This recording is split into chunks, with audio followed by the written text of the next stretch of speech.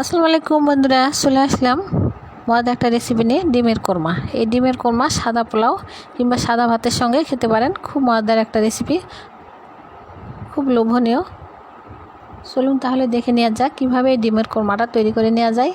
প্রথমে ডিমগুলোকে সিদ্ধ করে নিয়েছি, দিয়ে এভাবে কেটে নিয়েছি। এখন ডিমগুলোকে আমি ভেজে নেব, তেল দিয়ে ডিমগুলোকে ভেজে নেব।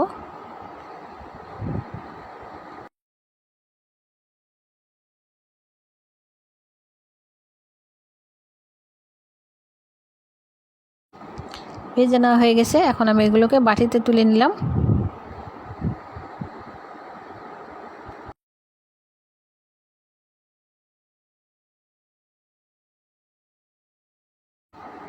চলে আসলাম মূল রান্নায়। চুলে একটা ফ্রাই প্যান বসিয়ে দিয়েছি, এখন দিয়ে দিলাম পরিমাণ মতো পেঁয়াজ কুচি, দিয়ে দেব পরিমাণ মতো তেল দিয়ে এগুলোকে আমি হালকা ব্রাউন করে ভেজে নেব।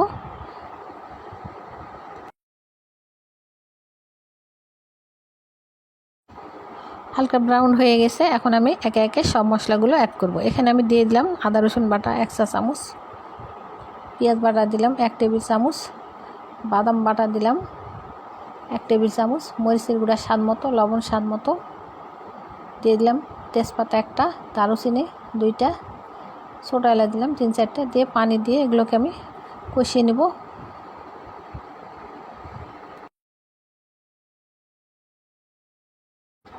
তারপর আমি এখানে দিয়ে দেবো টমেটো পেস্ট 1 টেবিল চামচ।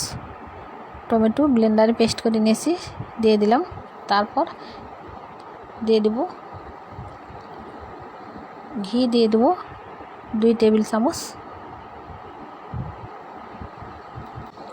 দিয়ে কষিয়ে নেওয়ার পর তেল ছেড়ে আসলে ভাজা ডিমগুলোকে দিয়ে দেবো, দিয়ে নেড়ে ছেড়ে রান্না করে নেব।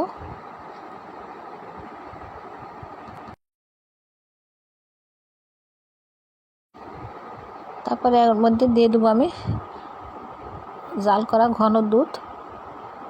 এখানে পানি ইউজ করব না, ঝোলটা দিয়ে দেবো দুধের। জাল করা ঘন দুধ এখানে দিয়ে দিলাম। দেওয়ার পর শেষ পর্যায়ে এখানে দিয়ে দিলাম আবারও 1 টেবিল চামচ ঘি দিয়ে নেড়ে ছেড়ে ঢাকনা দিয়ে ঢেকে দেব। আর দিয়ে দিলাম 1 টেবিল চামচ চিনি দেওয়ার পর নেড়ে ছেড়ে কষিয়ে নেব।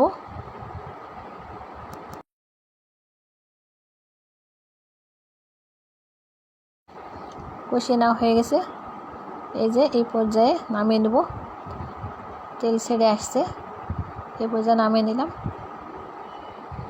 দেখলেন তো, খুব সহজেই বানিয়ে নিলাম মজাদার ডিমের কোরমা। এটা সাদা পোলাও, বিরিয়ানি কিংবা সাদা ভাতের সঙ্গে খেতে পারেন। মেহমান আসলে এই আইটেমটা তৈরি করে নিতে পারেন। খুব মজাদার, খুব জোশ। তো বন্ধুরা, আমার রেসিপি যদি ভালো লাগে তাহলে লাইক কমেন্ট শেয়ার করে পাশে থাকবেন। আর একবার হলেও এই রেসিপিটা বানিয়ে ফ্যামিলির সবাইকে তৈরি করে খাওয়াবেন। তো বন্ধুরা, সবাই সুস্থ থাকবেন, ভালো থাকবেন। সবার জন্য দোয়া ও শুভকামনা রইল। আপনারাও আমাদের দোয়া করবেন। আসসালামু আলাইকুম, আল্লাহ হাফেজ।